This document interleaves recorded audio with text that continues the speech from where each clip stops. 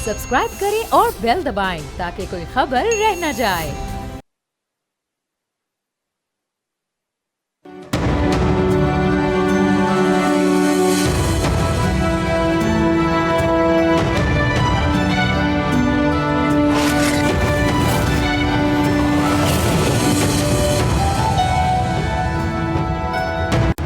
एक साल की मुआशी और सियासी मुश्किलात के बाद हुकूमत कंफर्ट जोन में दिखाई दे रही है। महंगाई 9 साल की कम तरीन सतह पर आ गई है। मैक्रो इकोनॉमिक इंडिकेटर्स की वजह से IMF प्रोग्राम की अगली किस्त मिलने में कोई बड़ी रुकावट दिखाई नहीं दे रही। एक साल में ऑपोजिशन की एहतजाजी कुव्वत भी काफी हद तक एग्जॉस्ट हो चुकी है, जबकि जुडिशल एक्टिविज्म का इम्कान तकरीबन ना होने के बराबर है। पॉलिटिकल ऑर्डर की कंटिन्यूटी के बड़े इंडिकेटर्स बज़ाहिर मस्बत दिखाई देते हैं। अगर कोई थोड़ी बहुत मुज़ाहमत नजर आती है तो वो इमरान खान की जानिब से लिखे गए चंद आर्टिकल्स, सोशल मीडिया पोस्ट और कुछ ओपन लेटर्स की सूरत में मौजूद है, जिसका अब तक कोई बड़ा इम्पैक्ट नजर नहीं आया है। लेकिन क्या हुकूमत के लिए सब अच्छा है? एक साल की हुकूमत कितनी मजबूत है और आगे क्या होने जा रहा है, ये सब हम आज के प्रोग्राम में दिखाएंगे। आप देख रहे हैं बोल आदिल अब्बासी के साथ। इसी पर बात करने के लिए मेरे साथ मौजूद हैं सीनियर तज्जियाकार सहाफ़ी आमिर इलियास राना साहब, हसन अयूब साहब सिनियर सहाफ़ी और तज्जियाकार हैं, अज़हर सिद्दीक साहब रहनुमा पाकिस्तान तहरीक इंसाफ के। आप तीनों का बहुत शुक्रिया ज्वाइन करने के लिए। आप तीनों को रमज़ान भी मुबारक। आमिर साहब, हुकूमत का एक साल मुकम्मल हो गया, बड़ा कारनामा क्या है और बड़ी नाकामी क्या है आपके नज़दीक? देखें, सबसे पहले जो आपने इंट्रो में बात कही, तो ऐसे में हुकूमत को ख़ुद सबसे ज़्यादा अपना एहतसाब करना चाहिए। जब सत्य खैरा नज़र आ रही हो ना, तो फिर 55-50 रुकनी कैबिनेट नहीं बननी चाहिए। फिर ख्याल करना चाहिए कि जब लोगों की तवक्कुआत आपसे वाबस्ता हो चुकी हैं, तो फिर आपको पॉलिटिकल कंप्रोमाइज़ और वो भी अपनी पार्टी के साथ कम से कम करने चाहिए। फिर इतनी बड़ी कैबिनेट का सच्ची बात है जवाब नहीं बनता। अच्छा, जब मैं ये कहता हूँ ना, तो कोई इस गलतफहमी में ना रहे कि बाकी बड़े फरिश्ते बैठे हुए हैं। 35 रुकनी या 32 रुकनी कैबिनेट जो है ना KP में बैठी हुई है, और ये पहले भी सबकी इस तरह थी। तो मैं शहबाज शरीफ से मुखातिब हूँ कि भाई आपको ख्याल करना चाहिए, फिर इस कैबिनेट को अब डिलीवर करते हुए नज़र आना चाहिए। ये पार्लियामेंट में चाहे कौमी असम्बली हो या सेनेट, वहाँ पे ये वज़रा हाजिर होने चाहिए। ये सिर्फ आपके सामने मीटिंग में हाजिर नहीं होने चाहिए कि प्राइम मिनिस्टर के सामने यस और उसके बाद गायब, चूँकि फिर उसके नतीजे में कोरम भी पूरा नहीं होता। कैबिनेट बैठी होगी तो MNA और सेनेटर भी आएंगे, लोगों के काम होते हैं वज़ीरों के साथ, और तो ये बहुत ज़रूरी होता है कि आप फिर डिसिप्लिन में ले आएँ उन्हें। आप सिर्फ ये कह दें कि हम तनख्वाहें नहीं ले रहे, तो पर्क्स एंड प्रिविलेजेस तो कहीं ज़्यादा होते हैं ना तनख्वाहों से। सरकारी रिहाइशगाहें भी चाहिए हैं, गाड़ियाँ भी चाहिए हैं, जो बिल्कुल करो-फर है वो तो मौजूद है। तो जो एक साल में कारकर्दगी है, उसको आप ये समझें कि जो पाकिस्तान की इकनॉमिकली पोजीशन ये थी कि डिफ़ॉल्ट वाली कहानी थी, उससे तो अल्हम्दुलिल्लाह पाकिस्तान बाहर निकल आया। और जो अगली किस्त की इस वक्त IMF की टीम आके बैठी भी है, ज़ाहिर है 600 अरब रुपए से ज़्यादा का हमारे पास वो शॉर्टफॉल भी है रेवेन्यू में, होना भी है, ये नहीं है, चूँकि इसलिए कि हम IMF ने हमें दबाया बहुत था, हम दबे हुए बहुत थे, और हमने एक ऐसे टारगेट ले लिए जो बड़े मुश्किल हो जाते हैं। सो आपके नज़दीक ये जहाज़ी काबीना नहीं होनी चाहिए थी और एक्सपेंडिचर्स गवर्नमेंट को अपने कम करने चाहिए? ये जो 600 अरब का शॉर्टफॉल है, ये भी उसी का एक शाखसाना है, क्योंकि ज़ाहिर एक्सपेंडिचर्स भी फैल जाते हैं ना आपके। और दूसरी जो असल चीज़ है वो ये है कि आप ये कह रहे हैं कि अपनी पार्टी के साथ भी कॉम्प्रोमाइज़ कर दिया इन्होंने ये तमाम काम करके। हसन साहब, आपके नज़दीक जो है वो क्या बड़ा कारनामा है एक साल में हुकूमत का, या क्या बड़ी एक नाकामी है? अगर आप इसको थोड़ा सा एलैबोरेट कर सकें। देखिए जी, सबसे बड़ा जो कारनामा है वो जो डिफ़ॉल्ट की बिल्कुल एज के ऊपर खड़ा था वो बच गया। जिन डिफ़ॉल्ट के किनारे से आपने डिफ़ॉल्ट की तरफ जाना था, और बाकी माशी हालात बड़े ख़राब थे। पोस्ट इलेक्शन भी आपके हालात फाइनेंशियल जो है स्टेबिलिटी नहीं थी। फाइनेंशियल स्टेबिलिटी ना होने की वजह से आपकी जो है वो ओबियसली जो परफॉर्मेंस थी वो बड़ी कंप्रोमाइज़ थी। आप परफॉर्म भी उस तरीके से नहीं कर पा रहे थे। फिर आपने देखें करंट अकाउंट डेफिसिट से सरप्लस पर आप पहुंच गए हैं। आपकी जो इन्फ्लेशन है वो सिंगल डिजिट आ चुकी है। आपका जो इस वक्त इंटरेस्ट रेट है वो 39% से 12% के ऊपर आप खड़े हैं, और उम्मीद की जा रही है कि आप 9% पर आ जाएंगे। देखिए, ये तमाम की तमाम चीज़ें तो ऑलरेडी जो नंबर्स हैं वो तो झूठ नहीं बोल रहे, नंबर्स तो मौजूद हैं। लेकिन क्या इन नंबर्स के हसूल के बाद क्या आपको कैबिनेट बढ़ानी चाहिए थी? आमिर इलियास राना साहब वाली बात कर रहा हूँ, जी बिल्कुल नहीं बढ़ानी चाहिए। आप भी इस हक में नहीं है? मैं इस हक में नहीं था। जिनसे वादे किए हुए थे 2-4 लोगों से, यानी जैसे तलाल चौधरी से वादा किया हुआ था या 2-4 लोगों से वादा किया हुआ था कि आपने उनको कैबिनेट में शामिल करना है, तो आप यकीनी तौर पर उनको करते, लेकिन बाकी लोगों को आपने शामिल नहीं करना चाहिए था। और जैसे कह रहे हैं कि आप अपनी ही जमात के, ज़्यादा वुज़रा कौन सी जमात के आए हैं? मुस्लिम लीग नवाज के अपनी आए हैं। आपको अपने वुज़रा जो है वो आपने बढ़ाकर आपने क्या हासिल करना? सुना है कि कोई रिप्लेसमेंट करना चाह रहे हैं, कोई 8-10 वजीरों को अभी निकाल भी देंगे 7-8 को, तो ये उनकी रिप्लेसमेंट क्रिएट करने की पहले कर देते हैं। इज इट करेक्ट कि मजीद 7-8 लोग निकलने वाले? आई डोंट नो निकलने वाले या नहीं निकलने वाले। That's what I have heard कि 7-8 वजीरों को निकालने वाले। एक चीज़ ऐसी है कि जैसे मेरे दोस्त हैं, बड़े करीबी पेट्रोलियम मिनिस्टर हैं मुसद्दिक मलिक, उनकी वजारत के हवाले से वो तकसीम की बात हो रही है कि जी वो फलां लेगा या फलां मिलेगा। उनसे तो जा रही है वो। अली परवेज मलिक साहब जो हैं वो उसकी कलमदान उनके पास जाएगा। तो वो अली परवेज मलिक साहब जो है वो लेना चाह रहे हैं, और वो कह रहे थे, आज दोनों आमने सामने थे, तो वो कह रहे थे कि ये वजारत अभी भी मेरे पास है। अब ऊपर से एक दूसरे को कह रहे हैं जी अभी भी मैं वजीर नहीं हूँ, ये वजीर है, अली परवेज मलिक वजीर। वो कह रहे थे, मुसद्दिक मलिक साहब कह रहे थे, और अली भी कह रहा था कि हाँ मैं ही वजीर हूँ। नहीं, ये अजराहे तफन्नुन कह रहे थे मजाक में इसलिए, लेकिन एक्चुअली तो दोनों को मालूम है कि मुसद्दिक मलिक साहब को ये नजर आ रहा है कि मेरी वजारत जो जाने वाली है अली परवेज मलिक के पास। और अली परवेज मलिक भी कह रहे हैं, वैसे वो एक यूफिमिज्म इस्तेमाल कर रहे हैं, लेकिन एक्चुअली उनको पता है कि नजर उनकी भी जो है पेट्रोलियम मिनिस्ट्री के ऊपर ही है। ओके, तो आमिर साहब, ये कुछ वजीर जाने भी वाले हैं, 7-8 इत्तलात हैं कि वो शायद चले जाएंगे, ये उनकी रिप्लेसमेंट क्रिएट की जा रही है, और इसी तरह कारकर्दगी की बेस पे लोग आते जाते रहेंगे। और मेरे ख्याल से और मुसद्दिक मलिक साहब की वजारत भी जारी है। इल्म में बिल्कुल नहीं है कि कारकर्दगी की बुनियाद पे किसी को हटाया जा रहा है। ये किसी की पसंद, किसी की नापसंद की बुनियाद पे शायद मुसद्दिक मलिक का महकमे में रद्द-बदल हो या हाफ कर दिया जाए, जैसे पेट्रोलियम है और जिसको हम वाटर एंड पावर कहते थे, एनर्जी मिनिस्ट्री में तो चूँकि सारा कुछ आ जाता है, और ये भी किसी की पसंद और नापसंद की बुनियाद पे हो रहा है। कारकर्दगी इसमें मैटर नहीं कर रही। यहाँ पे किसी सेक्रेटरी की ख्वाहिश हो सकती है, किसी और बंदे की ख्वाहिश हो सकती है कि उसकी विशेष नहीं की गई। इस कारकर्दगी का कोई ताल्लुक नहीं। खबर क्या है आपके पास? मैं तो आपको बता रहा हूँ। बता रहे हैं ना, नहीं कारकर्दगी का मैटर नहीं है, किसी कारकर्दगी की ख्वाहिश की बात है। पेट्रोलियम मिनिस्ट्री की बात, मैं उसी की बात कर रहा हूँ। और तो मैंने कहा है, मुझे नहीं पता अगर और वज़ीर कारकर्दगी अच्छी है।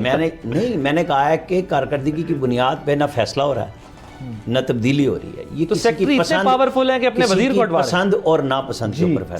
सेक्रेटरी इतने पावरफुल है, अपना वजीर हटवा। इससे ज्यादा तो मिनिस्टर को भी तो पावरफुल हो जाना चाहिए था ना, सेक्रेटरी को हटवा लेते। नहीं हटवा सके, मतलब ये मर्जी की बात है ना, अपनी अपनी। सो ये जो बाकी मुझे नहीं पता कारकर्दगी की बुनियाद क्या है, वो तो फिर बहुत सारे सवाल देखिए, हर एक आज आएंगे। कैबिनेट में प्राइम मिनिस्टर कह रहे थे कि 1 ईयर की जो डेफर ऑफ पेमेंट के ऊपर आपको ऑयल की जो फैसिलिटी थी जो कि आपकी ख़त्म हो चुकी थी, वो सऊदी अरब ने दोबारा बहाल कर दी है। तो उसमें ज़्यादा नहीं तो कुछ तो कंट्रीब्यूशन होगा पेट्रोल मिनिस्टर का भी। एक बड़ी फैसिलिटी आपको मिलती है ना दोबारा, ठीक है, उसमें कुछ ना कुछ चले, आर्मी चीफ का भी उसको रोल होगा, प्राइम मिनिस्टर का भी रोल होगा, लेकिन कुछ ना कुछ रोल तो मुसद्दिक मलिक का भी होगा या नहीं है। मैं किसी की तारीफ या बदतारीफी नहीं बात कर रहा कि मुसद्दिक का रोल कैसा था या नहीं था। मैंने आपको ये कहा है कि ये पसंद और नापसंद की बुनियाद पे तब्दीली हो रही है, बस कारकर्दगी की बुनियाद पे बिल्कुल नहीं हो रही। तो मैं यही बात कर रहा हूँ, मैं कुछ तो रोल होगा ना, यानी ज्यादा नहीं, चलो ज्यादा रोल प्राइम मिनिस्टर का है, ज्यादा रोल चीफ आर्मी स्टाफ का है, कुछ तो हिस्सा होगा ना। सो अब ये बताएं, ये जो इस वक्त सूरत हाल है, वफाकी हुकूमत और सूबाई हुकूमत पंजाब की जानिब से भी जो फिगर्स दिए गए हैं, पंजाब तो बहुत परफॉर्म कर रहा है कंपैरेटिवली। कंपैरेटिव एनालिसिस करें आप वफाक का पंजाब के साथ, तो पंजाब की परफॉर्मेंस ज़्यादा बेहतर इस वजह से है कि पंजाब के ऊपर लाइबिलिटी नहीं है, पंजाब के सर के ऊपर बोझ नहीं है। पंजाब ने बाकी 3 सूबों को साथ नहीं चलाना, वफाक ने तो 4 सूबों को साथ देकर चलना है, तो वफाक की जिम्मेदारी ज़्यादा है। वफाक का जो NFC के तहत शेयर है वो कम है, पंजाब का शेयर ज़्यादा है, तो पंजाब ने तो परफॉर्म करना ही करना था ना। राइट। और पंजाब तो बेहतर तरीके से परफॉर्म कर रहा है। अजहर सिद्दीक साहब हमारे साथ मौजूद हैं। अजहर साहब, ज़रा ये बताइएगा कि आमिर साहब और हसन अयूब साहब का ये ख्याल है कि ज़ाहिर मैक्रो इकनॉमिक इंडिकेटर तो बेटर हुए हैं, लेकिन इतनी बड़ी काबीना नहीं होनी चाहिए थी, और उसके साथ साथ जो है वो उनका ये भी ख्याल है कि अगर कोई चेंजेस आ रहे हैं तो वो पसंद नापसंद पर आ रहे हैं। ज़ाहिर है आप तो उनके क्रिटिक हैं, अपोजिशन है, उनके खिलाफ ज़ाहिर है आपकी एक पोजीशन है, लेकिन मुझे ये बताइएगा कि ये जो आपकी अपनी ऑपोजिशन है, क्या ये उसकी भी नाकामी नहीं है कि वो डिसजॉइंटेड है, एक बड़ा मैसेज नहीं दे पा रही, कोई गैदर नहीं हो पा रही, कोई प्रेशर नहीं दे पा रही हुकूमत पे कि हुकूमत एक साल बाद अपनी कारकर्दगी बता रही है कि देखें हमने इकोनॉमी ठीक की है, स्ट्रक्चर ठीक किया है, हम आगे भी ठीक करने जा रहे हैं चीज़ों को। सो आपकी जो ऑपोजिशन है वो कहाँ खड़ी हुई है? वो तो बड़ी ट्रबल में है इस वक्त। अच्छा देखिए, ट्रबल हमें नहीं है, ट्रबल तो मौजूदा हुकूमत को है, इस निजाम को है कि ये डिलीवरेंस नहीं कर पाए। अच्छा, डिलीवरेंस के पैरामीटर क्या हैं?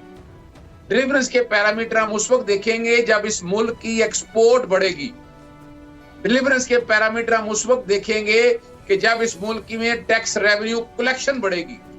डिलीवरेंस हम तब देखेंगे जब आम आदमी की जिंदगी में बेहतर आएगी, आम आदमी ब्रेन ड्रेन बंद हो जाएगा, यहाँ आम आदमी को नौकरी मिल रही होगी, आम आदमी के आम अखराजात पूरे हो गए हों, बिजली सस्ती मिल रही होगी, गैस सस्ती मिल रही होगी, पेट्रोल सस्ता मिल रहा होगा। यानी किस बात की इकोनॉमी की डिलीवरेंस की बात कर रहे हैं? ये fudging of the figure can't be ये deliverance of deliverance at all. ये फिगर जो फज करना है ना, ये पुरानी कहानी है, इसहाक डार का वतीरा है, और औरंगजेब साहब भी उसी पे आ गए हैं। बताएं इन्होंने अपना जो रेवेन्यू कलेक्शन है वो पूरी कर सके? डेफिसिट कितना है आपके सामने? यानी ये जो, और बात बड़ी वाज़ेह है, अगर डर और खौफ नहीं है इतना, अभी डर और खौफ नहीं, IMF ने इनसे पूछा है ना कि वो बताएं जरा करप्शन के हवाले से आपने क्या कुछ किया है, करप्शन के केसेस बनाने, करप्शन के कॉन्टेक्ट्स के हवाले से कोई बता दे कि इन्होंने कोई बड़ा केस किया हो। जो 11 अरब के केसेस थे वो सारे खत्म हो गए, अभी है क्या इनके पास? यानी हमें तो समझना ये है कि इन्होंने अच्छा वो क्या है, वो 3 अरब के करीब लगा दिया हॉर्स एंड कैटल शो पे, कोई 14 अरब के करीब लगा दिया अपना कदाफी स्टेडियम के ऊपर जिसकी छतें टपक रही हैं, वो ग्रीन लैंड बना दी, वो पैसा वो भी पहली बारिश में बह गया। यानी सवाल बड़ा सीधा सा है, क्या अभी रमजान के दिनों में जाके देखे भाई खरीदारी करते हुए हालत क्या है? ओके, सो आप ये कह रहे हैं कि जो मैक्रो इकोनॉमिक इंडिकेटर्स हैं उसका पब्लिक पे तो ज़ाहिर है नीचे कोई फर्क नहीं पड़ा, which is I mean I would say कि ठीक है, राइट, कि किसी हद तक ज़ाहिर है वो जब तक नीचे चीज़ें पहुंचती नहीं है उस वक्त तक जो है वो उसको आप दावा नहीं कर सकते। लेकिन आप ये कह रहे हैं कि ये फजिंग की है फिगर्स के अंदर इन्होंने। आमिर साहब क्या, जी मैं ज़रा आमिर साहब की तरफ जाता हूँ। एक तो ये बात खत्म, देखिए मैं एक बात खत्म कर दूं। बात बड़ी वाज़ेह है कि ये देखे ना आप, अपना जी महंगाई के आदाब हमने सिंगल डिजिट में ले आए हैं यार, इम्पैक्ट बताएं मुझे आप। यानी क्वेश्चन बड़ा सीधा सा है, रेवेन्यू कलेक्शन आपके सामने है, बता दें आ गया, एक्सपोर्ट कहाँ बढ़ी है बता दें, लोकल इंडस्ट्री बंद हो गई है, टेक्सटाइल इंडस्ट्री तबाह बर्बाद हो गई है। मैं उस दिन टेक्सटाइल वालों के साथ बैठा हुआ था तो ये परेशानी वाली बातें हैं सारी, कि ये सारा बता रहे हैं कि हो क्या गया है, इस कौम के साथ जुल्म क्या हो। ओके जी, आमिर साहब, अजहर साहब का तो ख्याल साथ दें जी, वो ट्रांसलेट नहीं हो रहा नीचे, वो इम्पैक्ट नहीं आ रहा नीचे, और दूसरा वो कह रहे हैं कि ये फिगर्स फजिंग की है हुकूमत ने। और एक और चीज़ उनका मानना ये है कि ये तमाम ना एक्सपोर्ट बढ़ी ना वो, फिर किस बात का ये क्रेडिट जो है वो? अजहर सिद्दीकी साहब ने बड़े अच्छी चीज़ें मिसालें दी हैं। अब आप देखें कि जब 40% महंगाई जो बढ़ गई थी, जो अब 3-4% पे रह गई है, तो महंगाई रुक गई ना बढ़ने की। हाँ, 9 साल तो की कामयाबी तो हुई ना। फिर जब आपका अफरात ज़र 28% से 5%, 5.5% पे आ जाए तो ये अच्छी बात है। जहाँ बुरी बात हमने की, जो अदर साहब कह रहे हैं उससे पहले शायद ये हमारे साथ नहीं थे, तो ये बातें तो हम पहले कर चुके ना। लेकिन 28% कलेक्शन बड़ी भी है ना पिछले साल के मुकाबले में रेवेन्यू में। ये अलग बात है कि टारगेट IMF का ज़्यादा था, ये तब शॉर्टफॉल है। ये नहीं है कि FBR ने काम ही नहीं किया, परफॉर्म ही नहीं किया। हाँ, उन्होंने ये 14 मार्च तक उनको वजाहत भी देनी है ना IMF को कि भाई आप क्यों नहीं कर सके। ज़ाहिर है कि सूबों ने ज़राई टैक्स भी बाद में लगाया ना, लेट लगाया, उसके भी इम्पैक्ट आने हैं। वो सारी चीज़ें IMF का क्यों जायज़ा आता है? इसीलिए आता है कि भाई आपने वादे किए IMF की। लेकिन 28% ग्रोथ अगर आपकी ओवरऑल GDP ना बढ़ रही हो और फिर भी 28% ग्रोथ रेवेन्यू में आपकी हो तो which is a good thing. वो इस सेंस में, जैसे मैंने पहले कहा कि आप तनख्वाहदार तबके से तो ले रहे हैं, आप जो एलीट क्लास है, ये आप वकीलों की फ़ीसों को चेक कर लें। अजहर साहब हमारे दोस्त हैं, ये सिस्टम में क्यों नहीं आती फीसें? नहीं आती। मतलब मेरी और आपकी तनख्वाह तो सिस्टम में है, ये कैश पे भी कर लेते हैं काम। ये तो सिर्फ सरकार के पैसे आते हैं ना। हमारे यहाँ check and balance elite class पे सुना रहे हैं, कहीं पे नहीं है, सिस्टम में ही नहीं है। मतलब मैं मिसालें दे रहा हूँ पेशों की, सर्विसेज की। भाई ये काबू करें आप लोगों के कि भाई पैसे कहाँ से लेने हैं। आपने सिर्फ पकड़ा हुआ थप्पड़ मार देते हैं तनख्वाहदार तबके को। और इस वक्त जो अगली बात जो इन्होंने की थी, हसन अयूब बात कर रहे थे पंजाब गवर्नमेंट की। देखें पंजाब गवर्नमेंट के ना एक ये चूँकि बात वकील साहब भी बड़े अच्छे तरीके से फरमा रहे थे, पंजाब गवर्नमेंट का कोई नया मंसूबा ऐसा नहीं है जो कागज़ में हो और हवा में और कहना पड़े कि ए उत्थे शहबाज शरीफ लगा भी है। जो उस्मान बुज़दार साहब का तोहफा इमरान खान ने दिया था ना, मरियम नवाज़ का कोई मंसूबा वो नहीं है जिसके पीछे कैश फ्लो नहीं है। उन्होंने सबसे बड़ा इनकलाबी काम ये किया कि जो ठेकेदारों का साल हा साल का सिस्टम था वो ज़ीरो कर दिया। आपको पता है कि कितने % डाउन हुए रेट? सिर्फ आप बुक जो सारे स्कूलों में फ्री दी जाती हैं उसमें देखें अरबों रुपए की बचत हुई है सिर्फ ई सिस्टम पे जाने से। जो सड़कों के रेट्स थे, होता क्या था जी, पिछले साल इतना था 1% 2% ऊपर जाना नीचे नहीं जाना, सारे उड़ के रह गए। नए ठेकेदार, किस चीज़ का? ये पंजाब में ठेकेदारी सिस्टम सारा चेंज हो गया, हर चीज़ में 10% देते थे ना ठेकेदार, देते थे रिश्वत के तौर पर। मतलब भी। महकमे वो काम का भी रोल गया ना। खत्म हो गया है, रेट डाउन हो गए हैं। अब वो ऑडिट की बात ही नहीं रही कि यार 1-2% बढ़ाओ, पिछले साल से ना महंगाई ज्यादा हुई है। नहीं, अब मुकाबला ज्यादा हो गया है कि आपको शफाफियत लानी है। वो बिल्कुल कहेंगे रंग पेंट उतर गया तो लगा दिया ना रंग पेंट, उसी ठेकेदार ने लगाया ना। उसको पैसे जब जाएंगे, मैं और आप हम सब पूछेंगे भाई आपने एक ठेका किया था। कहानी बनाना और बात है। क्या पंजाब भर में ये शिकायत आई कि तजावुजात के नाम पे किसी सियासी गैर सियासी को नुकसान पहुंचाया गया है? हर एक का बराबर हिसाब हो रहा है। मैं समझता हूँ मरियम नवाज ने जब लोगों को रोका है ना, आप अपनी बात करें जरूर, मुझे कोई मसला नहीं है, लेकिन किसी ने ये नहीं कहा जी मुझे इंतकाम का निशाना बनाया गया। उसमें गरीब के साथ नुकसान भी हो रहा है, सब कुछ हो रहा है, लेकिन बात यह है कि कभी तो फैसले होने हैं ना कि आप गरीब के नाम पे, जैसे एक टाउन के नाम पे नैब बिक गया कि जनाब फिर लोगों का क्या बनेगा। भाई लोगों को आप जगह दें, उनकी है लेके दें, लेकिन आप छोड़ते क्यों हैं किसी को भी? यहाँ बड़े बड़े वकील उन्हीं के वकील बन जाते हैं, सब छुड़वा लेते हैं आके। नैब के चेयरमैन मुनीर हफीज थे, उन्होंने मेरे खिलाफ खत लिख दिया कि इसको दफ्तर से निकाल दें, इसको यहाँ होना नहीं चाहिए क्योंकि मुझे सवाल किया है। इतनी रौनक आती है इनके अंदर, कमाल है। जी हसन आप बात करें। बात ठीक कह रहे हैं, लेकिन अभी जो एंटी इंक्रोचमेंट ड्राइव थी पंजाब के अंदर, उसमें मतलब जनूबी पंजाब के अंदर बहुत सी जगहों पर ऐसा हुआ कि लोगों की लेजिटिमेट प्रॉपर्टी थी जो मंजूर शुदा थी, हर चीज़ थी, लेकिन उसके ऊपर भी एंटी इंक्रोचमेंट में लोगों की मार्केट तक उड़ा दी है। कोई जगहों पर ज्यादती हुई है और ये पंजाब गवर्नमेंट को खुद देखना चाहिए। लेकिन overall encroachment, anti encroachment drive से यानी तजावुजात ख़त्म हुए, फायदा हुआ बहुत ज़्यादा आवाम। देखिए ना, अब एक जो बिजनेसमैन है उसके बिजनेस के सामने किसी बंदे ने ठेला लगा लिया हो, उसी बिजनेस का, एक फ्रूट की दुकान है, फ्रूट के सामने किसी बंदे ने जनाब फ्रूट का ठेला लगा लिया हो, तो जो कारोबारी बंदा है उसका तो बिजनेस तबाह हो गया ना। तो इसी तरीके से इसका फायदा भी होगा ओवरऑल पंजाब की परफॉर्मेंस। अगर आप बात करें, अगर ऐसा अच्छा ये मुझे बताइए, ये जो आप ऑपोजिशन की जरा सी बात करते हैं क्योंकि ये इसका जवाब जरूर देंगे, जरा आप मुझे ये बताइए जो ऑपोजिशन है इसका यूनाइटेड ना होना और मिलकर कोई मूवमेंट ना चलाना, इसके सरबरा का फैसला ना होना कि कौन होगा, क्या एक वजह ये भी है गवर्नमेंट के कंफर्ट जोन में जाने की? बिल्कुल इसकी बड़ी वजह ये है, लेकिन इसका ना होना, इसकी बड़ी वजह पाकिस्तान तहरीक-ए-इंसाफ है।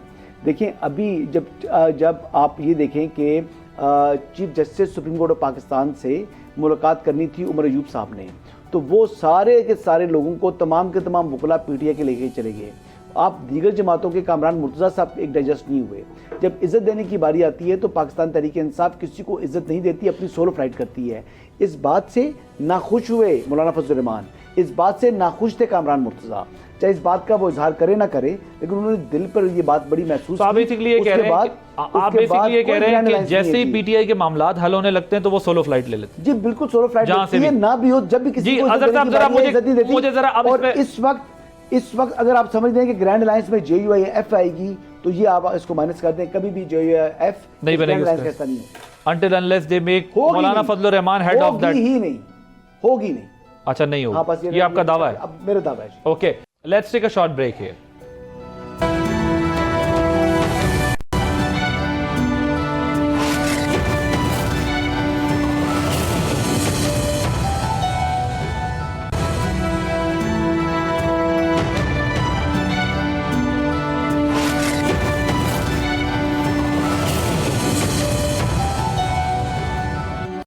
Welcome back. जी एक तो ये तो बड़ा जबरदस्त बड़ा खतरनाक दावा कर रहे हैं, इतनी तगड़ी जमात है, अगर वो आपके साथ शामिल ना हुई तो बाकी जमातों का तो सच्ची बात है कि उतना वो मोमेंटम नहीं बना सकती स्ट्रीट पावर के एस्पेक्ट से भी और वोट बैंक के एस्पेक्ट से भी। मुझे जरा इस पर भी जवाब दीजिएगा सर साहब। दूसरी चीज़ ये है कि देखें आप हर फ्रंट पे आप पहले आपके सिग्नल शायद कोई प्रॉब्लम हो रही थी तो मैं चाह रहा था कि आप बात कर लें। तो देखिए आप 26वीं तरमीम पर बैठे साथ मौलाना साहब के साथ आखिरी दिन आप निकल गए वहाँ से, उन्होंने कहा सब इत्तफाक करके आप चले गए। आपकी ट्रंप से उम्मीदें थी, ट्रंप की तरफ से भी फिलहाल कोई जवाब नहीं आया। आपने स्ट्रीट मूवमेंट की, आपने इनकलाब लाने की बात की, आपने एहतजाज करने की बात की, आपने तब्दीली, हकीकी आज़ादी और वो सारा कुछ आपने करने, वो तमाम फ्रंट्स के ऊपर आप जो है कोई तहरीक भी आप ग्राउंड पे नहीं चला सके। तो इस एतबार से मैं आपसे कहता हूँ कि आप जो है आपकी अपोजिशन यूनाइटेड ना होने की वजह से, आपका लोगों के साथ, दीगर जमातों के साथ वो इत्तेहाद ना बनने की वजह से भी गवर्नमेंट एक साल में कुछ कंफर्ट पोजीशन में चली गई है। ये इन फ्रंट पे थोड़ी नाकामी हुई है। Go ahead. अच्छा, पहली तो बात है कि अपोजिशन को, आपको पता है फेविकॉल का कमाल है आजकल। जिस दिन वो फेविकॉल हिल गई ना तो सारी अपोजिशन जमातें आपको नजर आएंगी एक ही टेबल के ऊपर। तो वो फेविकॉल के लिए तो आप बार बार दरखास्तें कर रहे हैं, लग नहीं रही ना। मैं कोई दरखास्त नहीं करता इसके लिए ना, हमें कोई जरूरत है दरखास्त करने की। बात तो ये है ना कि आप करें, इस मुल्क में जमहूरियत नाम की कोई बला है तो समझ में आती है बात। ये अपोजिशन की बातें आप कहाँ कर रहे हैं कि लेकिन अजहर साहब आप बेसिकली ये कह रहे हैं कि ऑपोजिशन जो आपके साथ खड़ी तहरीक चला रही है वो भी फेविकॉल का वेट कर रही है कि फेविकॉल आए तो फिर आगे बढ़े। मैं बात कर रहा भाई, मैं ये बात नहीं कर रहा, मैं बड़ी सीधी सी बात कर। मौलाना फजलुर रहमान तो हुकूमत के वक्त के साथ है, किसने कह दिया कि अपोजिशन के साथ? अभी तक बता दें महंगाई पे कितना उन्होंने बातें की हैं, इस मुल्क में कर्जों के हवाले से, इस मुल्क के साथ पेट्रोल की कीमतों में बता दें अपोजिशन नजर तो आए ना कोई? मौलाना चले हमें छोड़े, मौलाना फजलुर रहमान बता दें, यानी किसकी अपोजिशन की बात कर रहे हैं? अपोजिशन की जमातें भी यही कर रही हैं, वेट कर रही हैं। नहीं, अपोजिशन की जमातें जो इस वक्त हमारे साथ चल रही हैं वो तो ऐसा कोई नहीं कर रही, क्योंकि आपके साथ चल रही हैं इस वजह से। भाई इस वक्त देखे ना, आप ताकत के खिलाफ खड़े हो, कोई काम तो ये है ना जो ताकत के खिलाफ खड़ा हो। भाई आप तो ताकत के साथ ही मिल गए, आप तो उस रो में बह गए। लेकिन अजहर साहब पिछले दौर में तो आपके साथ ताकत थी, तो उस वक्त जो जमातें थी वो उस वक्त ताकत के खिलाफ खड़ी हुई थी। नहीं ना, यही तो जवाब है इस बात का। हाँ। उस वक्त कब थी जमीयत उलमा इस्लाम हमारे साथ? पीपल्स पार्टी कब थी हमारे साथ? ताकत आपके साथ थी ना, वो आपके खिलाफ खड़े हो गए थे। मैं जो बात कहना चाह रहा हूँ वो कहाँ खड़ी थी? हमारे साथ तो नहीं खड़ी थी ना। अब मैं जो बात कहना चाह रहा हूँ, आपको बता तो रहा हूँ कि वो उस वक्त आपकी हुकूमत थी, आपके खिलाफ खड़ी हो गई थी, ताकत आपके साथ थी। खान साहब ने हमें क्यों बताया था कि जनरल बाजवा सबसे बड़े जमहूरी जनरल हैं तारीख में पाकिस्तान की? उन्होंने ही तो बताया था कि वो अगर साथ ना होते तो ये सब कुछ ना हो पाता। उन्होंने ही तो बताया था कि जनरल फैज ना होते तो मैं अपनी ऑपोजिशन को सीधा नहीं कर सकता था। ये सब तो खान साहब ने बताया था हमें। मैं फिर बताता चलूं आपको, ये जो बातें हैं ना सारी, अब तस्वीर के दो रुख हैं आपके सामने हैं। यानी उस वक्त तक हमारे साथ एस्टैब्लिशमेंट 100% साथ होती है, सारा कुछ हो पाता, तहरीक एतमाद आ सकती, सवाल ही पैदा नहीं होता। तो और हालात हो गए ना। होता। चले वो तो बात तस्लीम करने वाली है कि उस वक्त आपके साथ नहीं थी जब तहरीक अदम एतमाद आई, तब वो न्यूट्रल हो चुके थे। लेकिन उससे पहले तो आपके साथ थे ना। ये बात खान साहब ने कही थी कि नहीं कही थी? पहले आप मुझे इसका जवाब दें। चले हमने हुकूमत मकसद का कहा कि आप डायलॉग नहीं करते, डायलॉग कर लिए, कोई फायदा नहीं हुआ, उनके पास देने के लिए कुछ नहीं था। दोनों इश्यूज के ऊपर वो अगर जुडिशल कमीशन बनना है तो वो फेविकॉल के बगैर पॉसिबल नहीं था, वो सवाल ही पैदा नहीं होता कि वहां हो सके, इसलिए बेबस थे बेचारे। हमने क्या करना था? अब आपने ग्रैंड अपोजिशन को जब इकट्ठा किया, एक जलसा तो बर्दाश्त नहीं हुआ। कौन सी जमहूरियत की बात कर रहे हैं आप? क्या हमने ये करते रहे सारा कुछ? खुदा रहा ये बात बेवकूफ बनाए। और अगली बात, बड़ी मजेदार बात आपको बताओ, वो हमें बता रहे हैं कि सड़कें पता नहीं ई प्रोक्योरमेंट हो गई। आ जाए जरा चेक कर ले कि कितने ठेके दिए हैं और किस तरह ठेके दिए गए। यानी ये जो पेड़ लगाने का ठेका, ये क्या ठेका दिया था? क्या जो हॉर्स एंड कैटल शो के अंदर जो सारा कुछ हुआ है, ये को ठेका यानी क्या दिया था? अजहर साहब मुझे जरा ये बताएं कि किसको ठेका दिया था, कितने का ठेका दिया था? एक तो ये बताएं, दूसरा जो आमिर साहब बोल रहे हैं क्या वकीलों पर टैक्स लगना चाहिए या नहीं, इसका दोनों का जवाब अगर वो तो देखे ना, वो तो आपके सामने आमिर भाई ने अपना जिक्र कर दिया।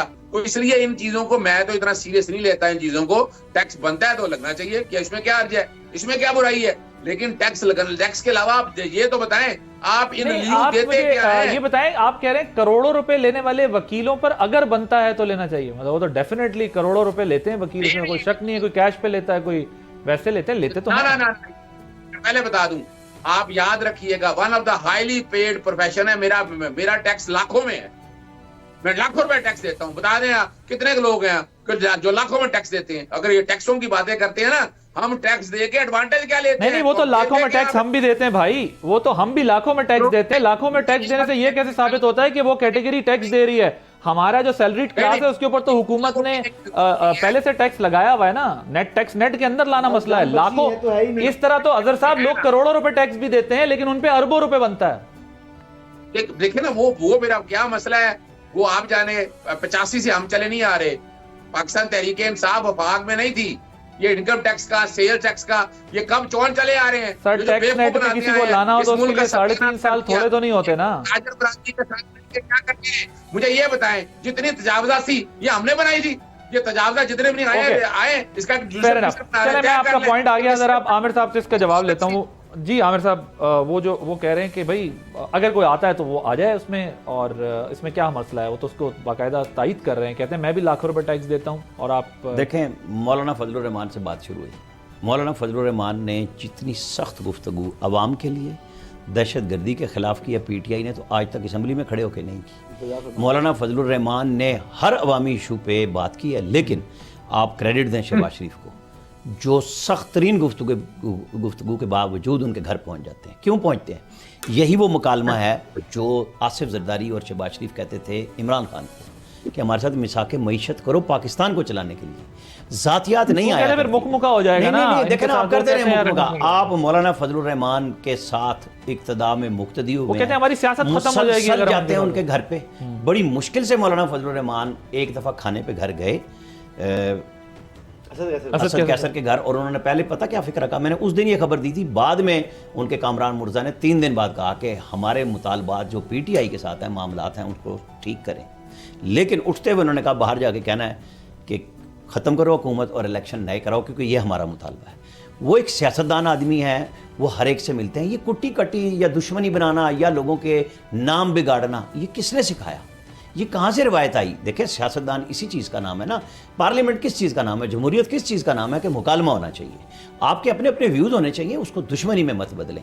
कि मौलाना फजलुर रहमान क्या कर रहे हैं? वो यही तो कर रहे हैं, ब्रिज बनना चाहते हैं। मैं तो कहता हूँ अभी तक इनमें हौसला नहीं आया कि, बट आपको अजहर साहब की गुफ्तगू से अंदाजा नहीं हो रहा, वो तो ट्रस्ट ही नहीं कर रहे उनको। नहीं, ये खुद नहीं ट्रस्ट कर रहे इमरान खान पे, इमरान खान उन पे नहीं कर रहे कि तो हेड कौन होगा। जरदारी और नवाज शरीफ बैठे और PDM का हेड किसको बनाया? मौलाना फजलुर रहमान को। कोई जी चलो, ये 3 महीने से national dialogue, national grand alliance, वो जो शाहिद मकान अब्बासी जिनको स्टेयरिंग कमेटी का चेयरमैन बनाया, उनको ये नहीं पता वो किस पार्टी में है, उन्होंने कब तक क्या बयान देने हैं, और रोज़ाना अपनी हंसी मजाक ठट्ठा खुद उड़वाते हैं। मुझे तो मुस्लिम लीग में नहीं होना चाहिए था, मैं वज़ीर आज़म बना हूँ, मैं तो इफ्तिताह कर करके थक गया हूँ। नवाज शरीफ ने इतने मनसूबे बनाए, उनको आज तक यही नहीं समझ आई। वो पेट्रोलियम मिनिस्ट्री से बाहर ही नहीं आते, वो वहीं बैठे रहते थे। वहाँ अफसरों को पिछली PDM गवर्नमेंट में OSD बनवाया, मनपसंद उनके लिए। अब क्या करे बंदा कि शहबाज शरीफ ने उनको कहा आप एनर्जी मिनिस्टर बन जाएं। आपको पता है मुसद्दिक मलिक उनकी ख्वाहिश पे, उनकी फरमाइश पे PDM गवर्नमेंट में एनर्जी मिनिस्टर बने थे कि इनको लगा दे, फिर उनसे भी लड़ पड़े।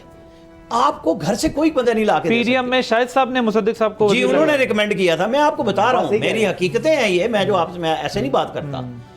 लेकिन उनसे भी नाराज हो गए। तो भाई आपको कैसे किस तरह मोबिलाइज करें? आपको ECC में भी बुला रहे हैं नॉन मेंबर के तौर पे, शहबाज शरीफ हर तरह से इज्जत दे रहे हैं, नवाज शरीफ दे रहे हैं, उसकी बेटी दे रही है। लेकिन आपका ज़हन था कि मुझे दोबारा वज़ीर आज़म क्यों नहीं बनाया, तो कौन जवाब दे सकता उसका? किस PDM में दोबारा वज़ीर आज़म? शहबाज शरीफ कैसे बन गया? मुझे बनना चाहिए था, लियाकत तो मेरे में अंदर थी। लेकिन उन्होंने क्या इजहार किया इस बात का? कैसे कर सकते हैं? वो ये जो इजहार हो रहा है, जो मुख्तलिफ नाराजगियाँ हो रही हैं, किस चीज़ की हो रही हैं? आर्मी चीफ मेरी ख्वाहिश पे नहीं लगाया गया, आसिम मुनीर के लिए तो नहीं ना वो लॉबिंग कर रहे थे, वो जो बार बार एक लंदन विजिट दूसरा विजिट वो और लोगों के लिए कर रहे थे ना। ये जो सारे अब रांदे दरगाह हुए हैं, ये जो अभी हमारे वकील साहब बड़े अच्छे अंदाज से कह रहे थे गेट नंबर 4 भाई शहबाज शरीफ ने काबू किया। जनरल फैज के लिए लॉबिंग कर रहे थे। आप घुस नहीं सकते, आप घुस नहीं सकते गेट नंबर 4 में। शहबाज शरीफ ने काबू किया हुआ है ना, एक पेज कह रहा है ना, तो ये अब सारे वही तो कोशिश कर रहे हैं। और खत किसके लिए नाम लिखे जा रहे हैं? हिस्ट्री बनाने के लिए। और भाई रास्ता ढूंढ रहे हैं, वही मोहब्बत मांग रहे हैं। हमारे यहाँ एक चीज़ में सिर्फ और जो इन्होंने कही कि दफ़ा 144, आपको याद है परवेज इलाही चीफ मिनिस्टर थे, इमरान खान पे हमला हुआ, उन्होंने कहा कि हाँ आप PTI वाले अपनी मर्जी का एक SHO दे दें और हम उससे FIR वजीराबाद में करा देते, हमारे कहने से कोई नहीं करता। ठीक है, तो ये किसकी कमजोरियां थी? कौन बुजदार टाइप गवर्नमेंट्स ला रहा था? महमूद खान टाइप, जो कि सबसे पहले वो लोग गायब हुए, आपके साथ कोई तो खड़ा होता। FIR नहीं कट रही थी? नहीं, उन्होंने कहा SHO देते हैं जो काट दे, हमारे कहने से तो नहीं काट रहा। 2 मिनट्स टुवर्ड्स द एंड आप कंक्लूड करें। वो मैं कंक्लूड से ये करूँगा कि और हुकूमत के स्टेबल होने में और मुआशी तरक्की की एक बहुत बड़ी वजह इमरान खान साहब का कन्विक्ट होना करप्शन और करप्ट प्रैक्टिस पर। उसके बाद जो है वो कम से कम लोगों को इस बात पर यकीन हो गया है कि अब कम अज़ कम जो सियासी अदम इस्तेकाम है वो ख़त्म होगा। तो इमरान खान साहब की नाअहलियत असल में हुकूमत की अहलियत की ज़मानत है, और इमरान खान साहब की नाअहलियत की वजह से ही हुकूमत को कॉन्फिडेंस मिला और अवाम में भी कम अज़ कम इस बात का इत्मीनान आया, इन्वेस्टर के अंदर भी कॉन्फिडेंस आया कि इमरान खान साहब नाअहल होने की वजह से सिस्टम से आउट हैं। और वो करप्शन और करप्ट प्रैक्टिस जब साबित हुई, जो 14 साल की उनको सज़ा हुई है, तो इस बात ने साबित कर दिया कि इमरान खान ने अभी अडियाला के चांसलर के तौर पर ही अपनी सेंटेंस सर्व करनी है। ठीक, तो वो अपनी मदद पूरी करेंगे। अजहर साहब, टुवर्ड्स द वेरी एंड ये जो खत लिखा है जिसमें मगरिब और सदर ट्रंप से जो है वो कहा है कि थोड़ी तवज्जो दें इधर, और हमारे साथ ये ज्यादतियाँ हो रही हैं, तो ये अमरीकी इमदाद दोबारा से मांगने की वजह क्या बनी है? क्या पीछे से कोई सपोर्ट नहीं हो रही जितनी कोशिश की जा रही थी, या इस खत का कुछ और मकसद है? आप 2 मिनट रह गए, I have to conclude the show. एक बात बड़ी वाज़ेह कह दूं, मैं जो कि नैब को देखता हूं, पिछले 3.5 साल में कोई एक करप्शन का केस बता दूं, वकालत छोड़ दूंगा, मैं बता दूं आपको, बड़े बड़े करप्शन के केसेस जितने भी हैं बेवकूफ बनाने, सिर्फ इमरान खान के, और वो भी क्या है, वो रद्दी के टोकरे हैं, याद रखिएगा। ये बेवकूफ नहीं बन सकती कौम, यानी क्या बेवकूफ बनाते रहेंगे? बताए ना जरा, कोई बताए करप्शन का, कभी कोई एक करप्शन का 3.5 सालों में किसी प्रोजेक्ट के ऊपर कोई लिया हो आपने? अब आती है अगली बात। हसन कह रहे हैं 190 मिलियन पाउंड केस इतना छोटा है?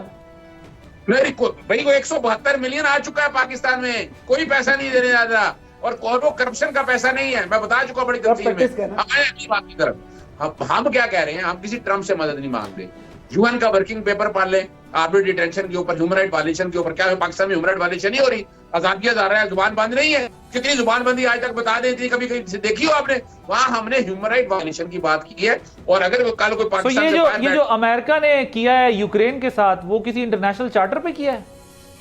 तो और क्या किया है? लेकिन ना उनका एक जो बाइडेन ने गलती की, इतना बड़ा ब्लंडर किया, माफी मांगी ना उन्होंने, अब क्या कर रहे हैं? वो मांग रहे हैं। आप कह रहे हैं कि यूक्रेन के साथ अमेरिका ठीक कर रहा है? ओहो, मैं मेरी एक बात, बिल्कुल, क्यों जाए आप खाना जंगी के अंदर? तीसरी आलमी वार की तरफ जा रहे हैं, और हमें भी घसीटा जा रहा था उसमें। चले, आप जरा इंटरनेशनल इशू पे जरा अच्छी गुफ्तगू कर रहे हैं, तो मैं साथ साथ फायदा उठाना चाह रहा हूं। मुझे बताइए, ग्रीनलैंड, पनामा, कनाडा वाले पे भी अमेरिका ठीक जा रहा है? ओहो, मैं फिर बताता चलूं आपको, मेरा इशू ये नहीं है।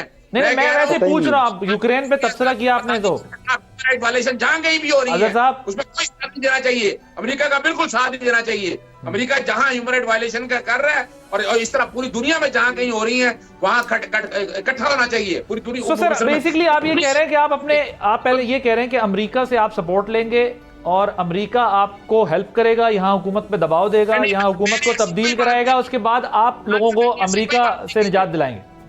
मैंने ऐसी कोई बात नहीं की है, हम कह रहे हैं। और क्या है, आ जाए आप universal declaration of human right पढ़ लें, ICCPR पढ़ लें, आप नेशनल मैंडेला रूल्स पढ़ लें, कायरो डिक्लेरेशन पढ़ लें, आप देखे रहो ना पहना, और international court of criminal justice पढ़ लें, जेनोसाइड के ऊपर और ह्यूमन राइट वायलेशन के ऊपर international court of criminal justice क्या कर सकती है। ये सारी बातें हैं, हम किसी से कोई मदद नहीं मांग रहे, हम तो हालात और वाकयात, असल हकायक हैं, वो सामने रख रहे हैं, और वो सारी कौम देख रही है। कौम को अगर डर और खौफ नहीं है, आ जाए इलेक्शन करा लें, पता चल जाएगा कि दाल रोटी किस पाव मिलती है, इनकी जमानतें ना जब्त हो जाए, फिर बताइएगा। सर, मुझे तो लगता है कि अजहर सदीक साहब को आइंदा सेनेट के इलेक्शन में टिकट फिर भी नहीं मिलना। उन्हें मैनेजमेंट लेके क्या करना है ऐसे सेनेट के ऊपर? इलेक्शन में तो वैसे अजहर साहब के साथ ज्यादती हुई थी, पहले भी ज्यादती की थी, पहले भी टिकट नहीं दिया नेशनल असेंबली का, अब सेनेट में भी इनको जो है लिफ्ट करेगी। खून बेच के आप सेनेट में बैठे हो, लानत होगी ऐसी सीटों के ऊपर, कोई जरूरत नहीं ऐसी सीटों की। तो ऐसी इस वक्त जो सीटें PTI के लोगों ने ली हुई हैं, ये आपका जो स्टांस है उनके लिए भी है? वो हो, मैं तो ऐसी सेनेट का लानत है, मैं बता दूं आपको, जिसमें PTI वाले भी बैठे हुए हैं। वो बात बड़ी सिंपल सी मैं कर रहा हूँ, ह्यूमन राइट की वायलेशन हो रही है, बेबस हैं आप लोग, क्या कर रहे हैं ऐसी सेनेट को, क्या करना है ऐसी सेनेट को? अजहर साहब, मगर मेरा सवाल बहुत सिंपल है कि जिस पर आप लानत भेज रहे हैं वहां पर PTI के लोग मौजूद हैं, ये उनके लिए भी है या सिर्फ बाकी पार्टियों के लिए? मेरी एक बात सुनिएगा, बात बड़ी सीरियस है। लेकिन मैं बात सीधी है कि हम पार्लियामान पे इतने मजे से लानत भेज देते हैं, और ठीक है, निजाम हमारा कमजोर है, बहुत ताकतवर नहीं है, लेकिन लान तान करना इधर आसान है सर। असल बात यह है कि वो जो आपने फेविकॉल वाली बात की है ना, असल मसला फेविकॉल है। फेविकॉल की तलब जो है ना, वो सबसे ज्यादा हमारे सियासतदानों में पाई जाती है कि जल्दी से मिले और ये मसला हल हो और इससे कोई भी महफूज नहीं। सवाल ये कि सर लानत देखे ना, अब आप कहते हैं यार ऐसी सेनेट पे लानत की बात, उसमें आपके लोग मौजूद हैं अजहर साहब, या तो आप उस पे ये कहें कि यार इज्तिमाई है सारों के ऊपर, ये बड़े बड़े अच्छे लोग भी वहां पर पहुंचते हैं।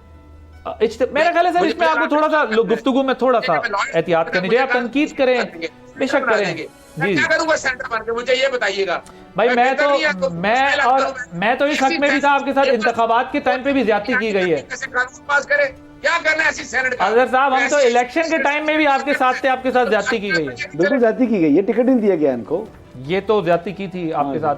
अजहर साहब thank you so much. Aamir Ilyas Rana साहब, हसन अयूब साहब, और मैं यकीनी तौर पर तनकीद करें, बिल्कुल करें और जितनी बनती है उतनी करें, लेकिन ये लानत भेजने वाले अल्फाज और इस किस्म के अल्फाज से इज्तनाब करना चाहिए। उसकी वजह यह है कि यही पार्लियामान है, ये कमज़ोर है, दरमियानी है, ताकतवर है, जैसी भी है, ये वहाँ से अवाम की नुमाइंदगी करती है और इसी के ज़रिए आपने जो है मामला चलाने, वरना फिर उसके बाद दूसरा रास्ता होता है, इसके अलावा कोई रास्ता नहीं। तो आदिल अब्बास को इजाज़त दीजिए, अल्लाह हाफ़िज़।